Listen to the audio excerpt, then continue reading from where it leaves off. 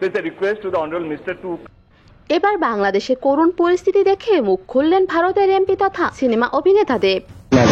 আমাদের উপর নির্দেশনা আছে, আজকে যদি আপনারা বের হন আমরা কিন্তু ডাইরেক্ট বলে আমাদের ব্যবস্থা আমরা নিব। নিরস্ত্র শিক্ষার্থীদের ওপর পুলিশের নির্মম শুট করা দেখে কেঁপে উঠেছে গোটা বিশ্ব।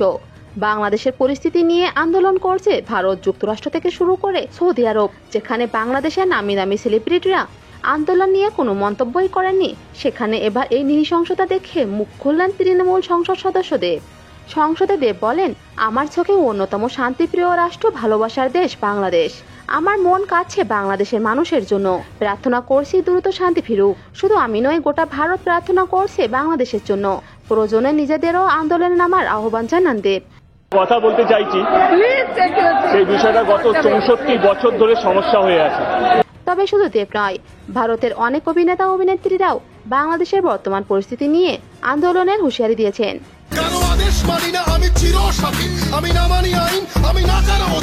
কেউ কেউ তো আন্দোলনে যোগও দিয়েছেন। Master plan, it took 20 years for the planning commission to approve the plan and finally in the তো ভিউয়ার, এ বিষয়ে আপনার কি মতামত জানিয়ে দিন কমেন্ট বক্সে। চ্যানেলটি সাবস্ক্রাইব করে পাশে থাকবেন। ধন্যবাদ সবাইকে।